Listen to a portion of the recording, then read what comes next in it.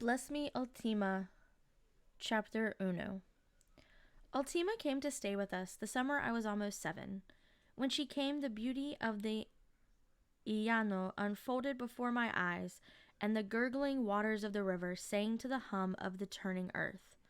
The magical time of childhood stood still, and the pulse of the living earth pressed its mystery into my living blood. She took my hand, and the silent magic powers she possessed made beauty from the raw, sun-baked Llano and Green River Valley, and the blue bowl which was the white sun's home. My bare feet felt the throbbing earth, and my body trembled with excitement. Time stood still, and it shared with me all that had been and all that was to come. Let me begin at the beginning.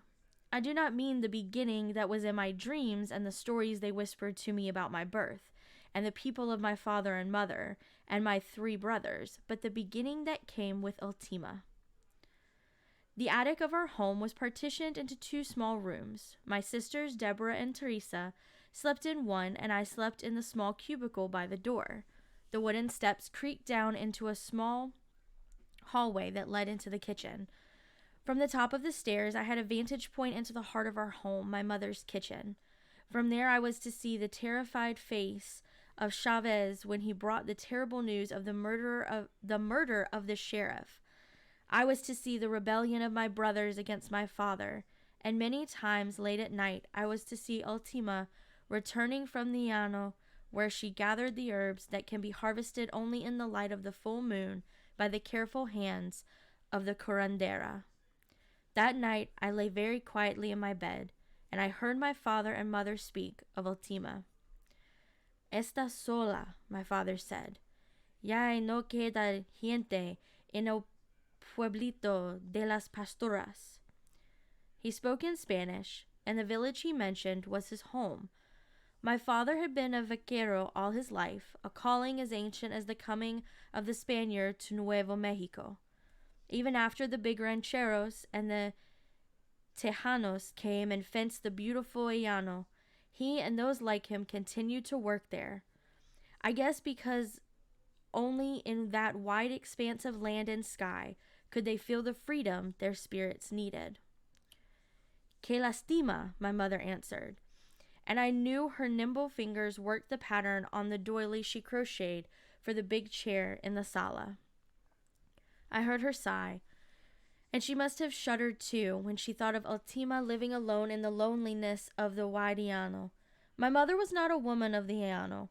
She was the daughter of a farmer. She could not see beauty in the Llano, and she could not understand the coarse men who lived half their lifetimes on horseback.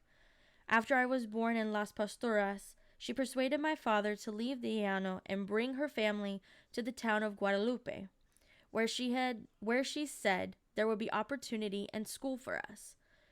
The move lowered my father in the esteem of his compadres, the other vaqueros of the Llano, who clung tenaciously to their way of life and freedom. There was no room to keep animals in town, so my father had to sell his small herd, but he would not sell his horse, so he gave it to a good friend, Benito Campos. But Campos could not keep the animal pinned up because somehow the horse was very close to the spirit of the man, and so the horse was allowed to roam free, and no vaquero on that Llano would throw a lazo on that horse. It was as if someone had died, and they turned their gaze from the spirit that walked the earth. It hurt my father's pride. He saw less and less of his old compadres. He went to work on the highway, and on Saturdays, after they collected their pay, he drank with his crew at the Longhorn, but he was never close to the men of the town. Some weekends, the Llaneros would come into town for supplies, and old amigos like Bonnie or Campos or the Gonzalez brothers would come by to visit. Then my father's eyes lit up as they drank and talked of the old days and told the old stories. But when the western sun touched the clouds with orange and gold, the vaqueros got in their trucks and headed home, and my father was left to drink alone in the long night. Sunday morning he would get up very crudo and complain about having to go to early mass. She served the people all her life, and now the people are scattered, driven like tumbleweeds by the winds of war. The war sucks everything dry, my father said solemnly. It takes the young boys overseas. and their families move to California where there is work. Ave Maria Purissima, my mother made the sign of the cross for my 3 brothers who were away at war. Gabriel, she said to my father, it is not right that La Grande be alone in her old age.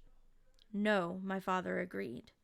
When I married you and went to the Llano to live with you and raise your family, I could not have survived without La Grande's help. Oh, those were hard years. Those were good years, my father countered, but my mother would not argue. There isn't a family she did not help, she continued. No road was too long for her to walk to its end to snatch somebody from the jaws of death, and not even the blizzards of the Llano could keep her from the appointed place where a body was to be delivered. Es verdad, my father nodded. She tended me at the birth of my sons, and then I knew her eyes glanced briefly at my father. Gabriel, we cannot let her live her last days in loneliness. No, my father agreed. It is not the way of our people. It would be a great honor to provide a home for La Grande, my mother murmured. My mother called Ultima La Grande out of respect. It meant the woman was old and wise. I have already sent word with Campos that Ultima is to come and live with us, my father said with some satisfaction. He knew it would please my mother. I am grateful, my mother said tenderly. Perhaps we can repay a little of the kindness La Grande has given to so many. And the children? My father asked. I know why he expressed concern for me and my sisters. It was because Ultima was a curandera, a woman who knew the herbs and remedies of the ancients, a miracle worker who could heal the sick. And I had heard that Ultima could lift the curses laid by brujas, and that she could exorcise the evil the witches planted in people to make them sick. And because a curandera had this power, she was misunderstood and often suspected of practicing witchcraft herself. I shuddered, and my heart turned cold at the thought. The quintos of the people were full of the tales of evil done by brujas. She helped bring them into the world. She cannot be but good for the children, my mother answered. Está bien, my father yawned. I will go for her in the morning. So it was decided that Ultima should come and live with us. I knew that my father and mother did good by providing a home for Ultima. It was the custom to provide for the old and the sick. There was always room in the safety and warmth of La Familia for one more person, be that person stranger or friend. It was warm in the attic, and as I lay quietly listening to the sounds of the house falling asleep and repeating a Hail Mary over and over in my thoughts, I drifted into the time of dreams. Once I had told my mother about my dreams, and she said they were visions from God, and she was happy, because her own dream was that I should grow up and become a priest. After that, I did not tell her about my dreams, and they remained in me forever and ever. In my dream, I flew over the rolling hills of the Llano. My soul wandered over the dark plain until it came to a cluster of adobe huts. I recognized the village of Las Pastoras, and my heart grew happy. One mud hut had a lighted window, and the vision of my dreams swept me towards it to be witness at the birth of a baby. I could not make out the face of the mother who rested from the pains of birth, but I could see the old woman in black who tended the just arrived steaming baby. She nimbly tied a knot on the cord that had connected the baby to its mother's blood. Then quickly she bent, and with her teeth she bit off the loose end. She wrapped the squirming baby and laid it at the mother's side. Then she returned to cleaning the bed. All linen was swept aside to be washed, but she carefully wrapped the useless cord and the afterbirth and laid the package at the feet of the Virgin on the small altar. I sensed that these things were yet to be delivered to someone. Now the people who had waited patiently in the dark were allowed to come in and speak to the mother and deliver their gifts to the baby. I recognized my mother's brothers, my uncles from El Puerto de los Lunas. They entered ceremoniously. A patient hope stirred in their dark, brooding eyes. This one will be a Luna, the old man said. He will be a farmer and keep our customs and traditions. Perhaps God will bless our family and make the baby a priest. And to show their hope, they rubbed the dark earth of the river valley on the baby's forehead. they surrounded the bed with the fruits of their harvest. So the small room smelled of fresh green chile and corn, ripe apples and peaches, pumpkins and green beans. Then the silence was shattered with the thunder of hoofbeats. Vaqueros surrounded the small house with shouts and gunshots, and when they entered the room, they were laughing and singing and drinking. "Gabriel," they shouted, "you have a fine son. You will make a fine vaquero. He will make a fine vaquero." And they smashed the fruits and vegetables that surrounded the bed and replaced them with a saddle, horse blankets, bottles of whiskey, a new rope, bridles, chapas, and an old guitar.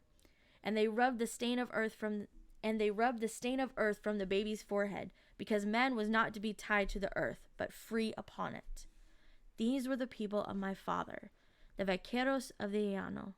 They were an exuberant, restless people, wandering across the ocean of the plain. "We must return to our valley," the old man who led the farmers spoke. "We must take with us the blood that comes after the birth. We will bury it in our fields to renew their fertility and to assure that the baby will follow our ways." He nodded for the old woman to deliver the package at the altar. "No," the llaneros protested. "It will stay here. We will burn it and let the winds of the llano scatter the ashes." "It is blasphemy to scatter a man's blood on unholy ground," the farmers chanted. "The new son must fulfill his mother's dream. He must come to El Puerto and rule over the lunas of the valley. The blood of the lunas is strong in him." "He is a Marez," the vaqueros shouted. "His forefathers were conquistadors, men as restless as the seas they sailed and as free as the land they conquered. He is his father's blood." Curses and threats filled the air. Pistols were drawn, and the opposing sides made ready for battle. But the clash was stopped by the old woman who delivered the baby. "Cease!" she cried, and the men were quiet. "I pulled this baby into the light of life, so I will bear the afterbirth and the cord that once linked him to eternity. Only I will know his destiny." The dream began to dissolve. When I opened my eyes, I heard my father cranking the truck outside. I wanted to go with him. I wanted to see Las Pastoras. I wanted to see Ultima. I dressed hurriedly, but I was too late. The truck was bouncing down the goat path that led to the bridge and the highway. I turned as I always did and looked down the slope of our hill to the green of the river, and I raised my eyes and saw the town of Guadalupe. Towering above the housetops and the trees of the town was the church tower. I made the sign of the cross on my lips. The only other building that rose above the housetops to compete with the church tower was the yellow top of the schoolhouse. This fall, I would be going to school.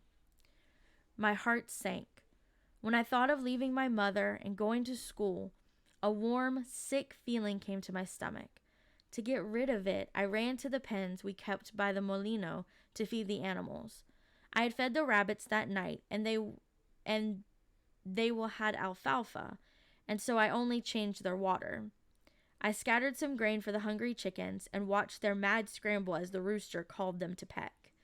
I milked the cow and turned her loose. During the day, she would forage along the highway where the grass was thick and green. Then she would return at nightfall. She was a good cow, and there were very few times when I had to run and bring her back in the evening. Then I dreaded it, because she might wander into the hills where the bats flew at dusk, and there was only the sound of my heart beating as I ran, and it made me sad and frightened to be alone. I collected 3 eggs in the chicken house and returned for breakfast. "Antonio," my mother smiled and took the eggs and milk. "Come and eat your breakfast." I sat across the table from Deborah and Teresa and ate my atole and the hot tortilla with butter. I said very little. I usually spoke very little to my 2 sisters. They were older than I, and they were very close. They usually spent the entire day in the attic, playing dolls and giggling. I did not concern myself with those things. "Your father has gone to Las Pastoras," my mother chattered. "He has gone to bring La Grande." Her hands were white, with the flour of the dough. I watched carefully.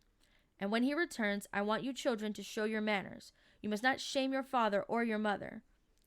"Isn't her real name Ultima?" Deborah asked. She was like that, always asking grown-up questions. "You will address her as La Grande," my mother said, flatly.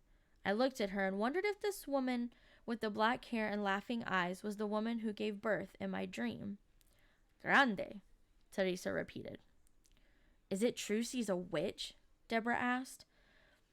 Oh, she was in for it. I saw my mother whirl, then pause and control herself. No, she scolded. You must not speak of such things. Oh, and I don't know where you learned such things. Her eyes flooded with tears. She always cried when she thought we were learning the ways of my father, the ways of the Mares. She is a woman of learning. She went on, and I knew she didn't have time to stop and cry. She has worked hard for all the people of the village. Oh, I would have never survived those hard years if it had not been for her. So show her respect. We are honored that she comes to live with us. Understand? Si, Mama, Deborah said, half willingly. Si, Mama, Teresa repeated. Now run and sweep the room at the end of the hall, Eugene's room. I heard her voice choke. She breathed a prayer and crossed her forehead. The flour left white stains on her, the 4 points of the cross. I knew it was because my 3 brothers were at war that she was sad, and Eugene was the youngest. Mama, I wanted to speak to her. I wanted to know who the old woman was who cut the baby's cord. See, she turned and looked at me. Was Ultima at my birth? I asked. Ay, Dios mío, my mother cried. She came to me where I sat and ran her hand through my hair. She smelled warm like bread. Where do you get such questions, my son? Yes. She smiled. La Grande was there to help me. She was there to help at the birth of all of my children. And my uncles from El Puerto were there. Of course, she answered. My brothers have always been at my side when I needed them. They have always prayed that I would bless them with a... I did not hear what she said because I was hearing the sounds of the dream, and I was seeing the dream again. The warm cereal in my stomach made me feel sick. And my father's brother was there, the Mares, and their friends, the Vaqueros. Ay, she cried out, don't speak to me of those worthless Mares and their friends. There was a fight, I asked. No, she said, a silly argument. They wanted to start a fight with my brothers. That is all they are good for. Vaqueros, they call themselves. They are worthless drunks. Thieves, always on the move like gypsies. Always dragging their families around the country like vagabonds. As long as I could remember, she always ragged about the Mares family and their friends. She called the village of Las Pastoras beautiful. She had gotten used to the loneliness, but she had never accepted its people. She was the daughter of farmers. But the dream was true. It was as I had seen it. Ultima knew. But you will not be like them. She caught her breath and stopped. She kissed my forehead. You will be like my brothers. You will be a Luna, Antonio. You will be a man of the people and perhaps a priest. She smiled. A priest, I thought. That was her dream? I was to hold mass on Sundays like Father Bernes did in the church in town. I was to hear the confessions of the silent people of the valley, and I was to administer the Holy Sacrament to them? Perhaps, I said. Yes, my mother smiled. She held me tenderly. The fragrance of her body was sweet. But then I whispered, who will hear my confession? What? Nothing, I answered. I felt a cool sweat on my forehead, and I knew I had to run. I had to clear my mind of the dream. I'm going to Heson's house, I said hurriedly and slid past my mother. I ran out the kitchen door past the animal pens toward Heson's house. The white sun and the fresh air cleansed me. On this side of the river, there were only 3 houses. The slope of the hill rose gradually into the hills of juniper and mesquite and cedar clumps. His own house was farther away from the river than our house. On the path that led to the bridge lived huge fat Fio and his beautiful wife. Fio and my father worked together on the highway. They were good drinking friends. Hesón, I called at the kitchen door. I had run hard and was panting. His mother appeared at the door. Hesón no está aquí, she said. All of the older people spoke only in Spanish, and I myself understood only Spanish. It was only after one went to school that one learned English. ¿Dónde está? I asked. She pointed towards the river, northwest, past the railroad tracks to the dark hills. The river came through those hills, and there were old Indian grounds there, holy burial grounds, Hesón told me. There in an old cave lived his Indian. At least everybody called him Hesón's Indian. He was the only Indian of the town, and he talked only to Hesón. Jason's father had forbidden Jason to talk to the Indian. He had beaten him. He had tried in every way to keep Jason from the Indian. But Jason persisted. Jason was not a bad boy. He was just Jason. He was quiet and moody, and sometimes for no reason at all, wild, loud sounds came exploding from his throat and lungs. Sometimes I felt like Jason, like I wanted to shout and cry, but I never did. I looked at his mother's eyes and saw they were sad. Thank you, I said, and returned home. While I waited for my father to return with Ultima, I worked in the garden. Every day I had to work in the garden. Every day I reclaimed from the rocky soil of the hill a few more feet of earth to cultivate. The land of the Llano was not good for farming. The good land was along the river. But my mother wanted a garden, and I worked to make her happy. Already we had a few chile and tomato plants growing. It was hard work. My fingers bled from scraping out the rocks, and it seemed that a square yard of ground produced a wheelbarrow full of rocks, which I had to push down to the retaining wall. The sun was white in the bright blue sky. The shade of the clouds would not come until the afternoon. The sweat was sticky on my brown body. I heard the truck and turned to see it chugging up the dusty goat path. My father was returning with Ultima. "Mama," I called. My mother came running out. Deborah and Teresa trailed after her. "I'm afraid," I heard Teresa whisper. "There's nothing to be afraid of," Deborah said confidently. My mother said there was too much Morez blood in Deborah. Her eyes and hair were very dark, and she was always running. She had been to school 2 years, and she spoke only English. She was teaching Teresa, and half the time I didn't understand what they were saying. "Madre de Dios! But mind your manners," my mother scolded. The truck stopped, and she ran to greet Ultima. "Buenos dias, le de Dios grande," my mother cried. She smiled and hugged and kissed the old woman. "Ah, Maria Luna," Ultima smiled. "Buenos dias, de Dios, a ti y a tu familia?" She wrapped the black shawl around her hair and shoulders. Her face was brown and very wrinkled. When she smiled, her teeth were brown. I remembered the dream. "Come, come," my mother urged us forward. It was the custom to greet the old. "Deborah," my mother urged. Deborah stepped forward and took Ultima's withered hand. "Buenos dias, grande," she smiled. She even bowed slightly. Then she pulled Teresa forward and told her to greet La Grande. My mother beamed.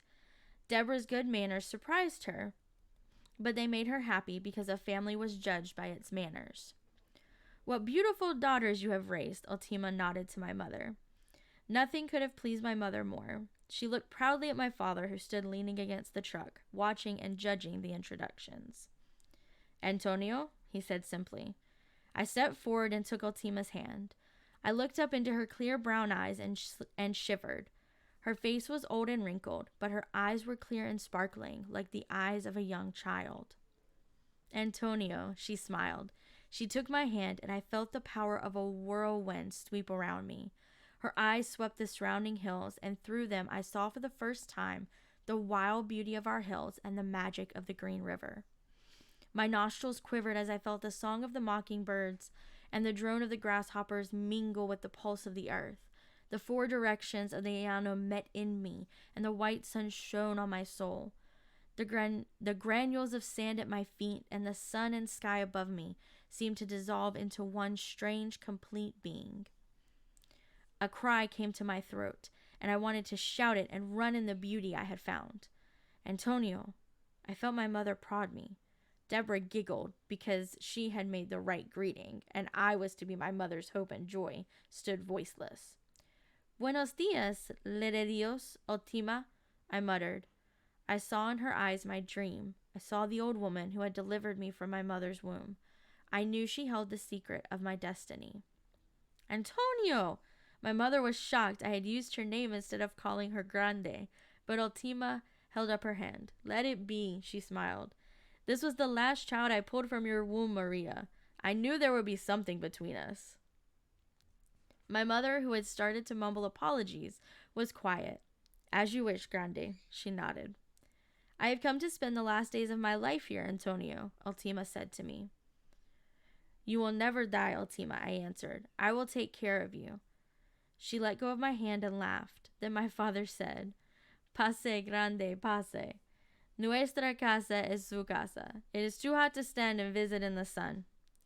See, my mother urged. I watched them go in.